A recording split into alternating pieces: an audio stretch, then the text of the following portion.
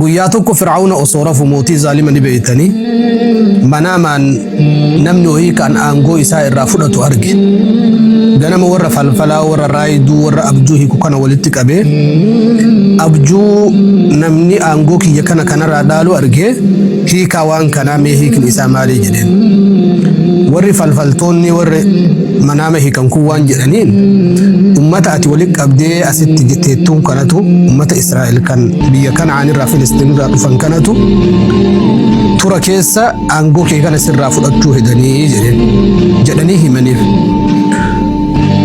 فرعون كلال منام ما أرجف منام كي يوكا دوغاتا يوكا دوغا هنتهومي قرو ظلمي إسار دنتا ربي في دبور دنتا المنامات في دبور منام أبجو منام إرتي هندائي لبو المنام قوتو في تاتو سيستمني نفيد مما لك أنقول إسار راهم بني بجيتشا إجولي إيرا لمن إسرائيلوتا دلتو قوتو إسا تنبرانا دلتو قوتو إسا هنفتا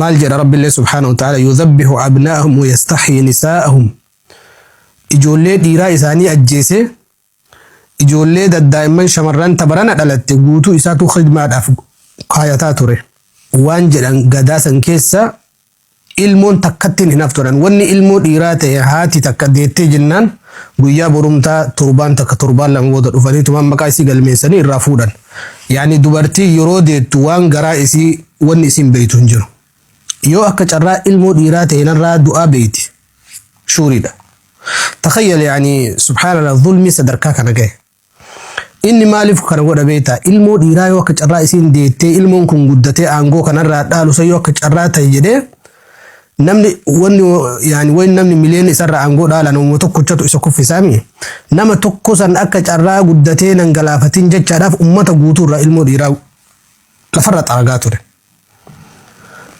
ammoo rabbi subhanahu wa ta'ala yeroo garii balaa ati bakka biraatti soytu manuma keete sitti guddisa haati Muusaa alayhi salaatu wassalaam ilmoo deettee jennaan rabbiin beeksisa itti godhee ilmoo kana yoo dhufanii jedhan sirraa fuudhanii ajjeesanii ilmoo kan uf biratti hin guddisini garaa kee hidhadhuuti uf jabeessi bishaanitti darbi akka hundattu sirraa hin ajjeesanii ati bishaanumatti darbi jedhee rabbi subhaanahu wa ta'ala waan kana waxii itti godhe sammuu isii keessatti waan kana ibseef fuutee bishaanitti darbite nan doonii irratti warra deddeemu laalanii daa'ima meeshaa keessa jiru fuudhanii argatan فالتقطه آل فرعون أمر رب سبحانه وتعالى القرآن كيست ماتين فرعون أرجتي ماتين فرعون أكون أمو آسيا كنن آسيا أنتم جارتي نبي الله عفوا جارتي فرعون كناتي دوبرت ربي أمنت راتك إسنتم فرت فرعون أوان جتين قرة عين لي ولك يا أبو مجان كن نفيد عسى أن ينفعنا أو نتخذه ولدا مجان كن اللي نفيدا مجان كن أمو بريدا ما شاء الله دسي إجاكيناتي دسي جروك ينان وتهوف جراتا هن لا تقتلوه إسهن أجسني فرعون مالسيا ويبور إسرائيل وتسني راتا جدشك إنت لمو هدو جالت سبحان الله مجا سبيبر أكبر لاتين بشان الدرباني وني بشان الركاني ثاني وي ركاني ثاني سن أكن بشان الرانديمتي فودني أنان هن أجسن نجلاهن قد فدايتن علمو هن كبو فرعون أنكن نمني جارتين إرجتي دكان صداتو جدني هاي إرجتي تجاجدي كنيف بدي فرد جدين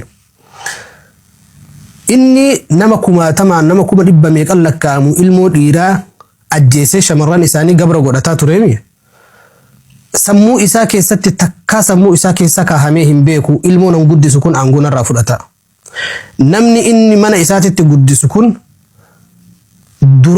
بودا قدتين بيي ربي تهي إسامو فرعون بشانت قلافته بيي إساتي في أمة إسا قوتود عليه نبي يوم رب سبحانه وتعالى إنجفانون إسقالج أمة إساسا قوتوا لي بليس باسي موسى نجت أمة إسرائيل سنة بودا من التقدسي تخيل يعني نمني بودا سأجيسو يدو بودا أنقر رأسي كاسو يدو كانت يمو إني فرعون قنام قوتوا به ورانا إساولين المود على التكون دا قند كيسا فتا أجيس حاجة موسى على تقوتوا يو حاجة موسى إسابير جرو قوتوا يو مال سيهيني ilmoon dhuftutun ganda biraa keessaa duddire Israa'eloota waan ta'e ilmoo dhiiraa hunda jalaafita garuu ilma Muusaa kana hin beeku akka isa ta'e manatti guddisa nyaanni inni nyaatu nyaata mootiiti, dhugaatiin inni dhugaatii mootiiti, bakki inni taa'u, sireen inni irra rafu, yaabbiin inni yaabbatu, uffanni inni uffatu, bakki raaxaadha.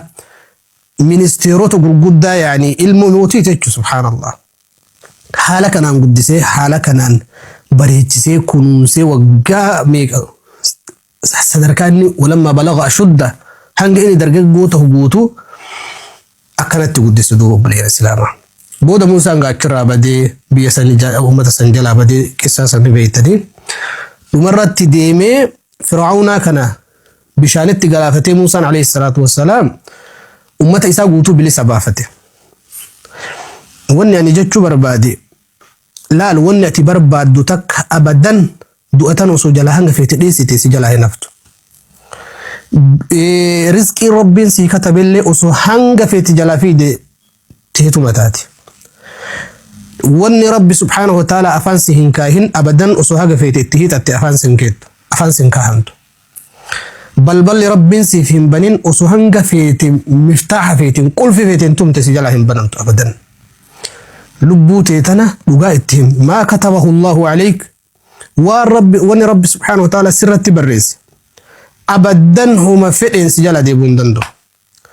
Fir'aawna ummata san irraa dubartii meeqa gadaamessaa isii keessaa ilmoo dhalattu guutuu jalaa qalaa ture, shamarran isaanii gabra godhataa ture.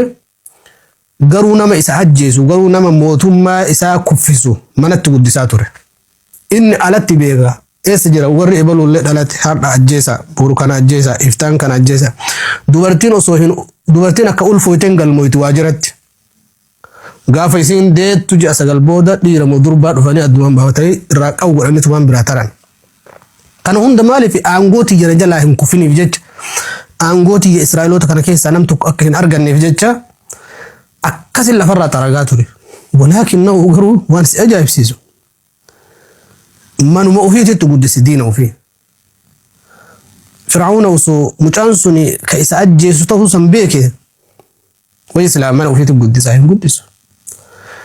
Hanga feete waan Rabbi subhaanahu wa ta'ala si hin qoodin jala fiideeftee hin taatu. Wanni Rabbi sirratti barreesse abadan. Kullum fi kitaab wanni sila duniyaa tanarra jiru hundu harka Rabbii jira, kitaaba Rabbii keessa jira. Kanaaf lubbuu ta'e hin dheeressin, lubbuu ta'e olii gadi hin guraahirin, tasgabbaahi. Yaa Rabbi rizqii kana keessa barakaa naaf kaahi. Waan narraa fudhatte waan gaarii yoo taate na deebisi. Waan na harka jiru waan badduu yoo taate yeromaan narraa fudhadhu jedhiiti Allah irratti irkadhu. Amrii kee guutuu Rabbi irratti deeffadhu. Lubbuu ta'e olii gadi hin guraahirin, sabbari. Waan hunda yoo Rabbi khayriidhaaf godha. Wanni duniyaa tanarratti socho'u hundi isaa beekumsa Rabbiitiin ala hin taatu.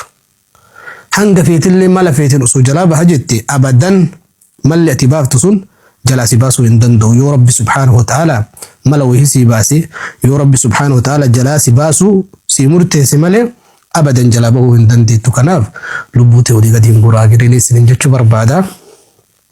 Rabbiin subhaanahu wa ta'ala dandeettii isaatiin quwwaa fi kuduraa isaatiin nu milkeessee duniyaa tanarratti illee nu milkeessee borullee nu milkeessee jannatul firdawsitti waliin nu haa gahu.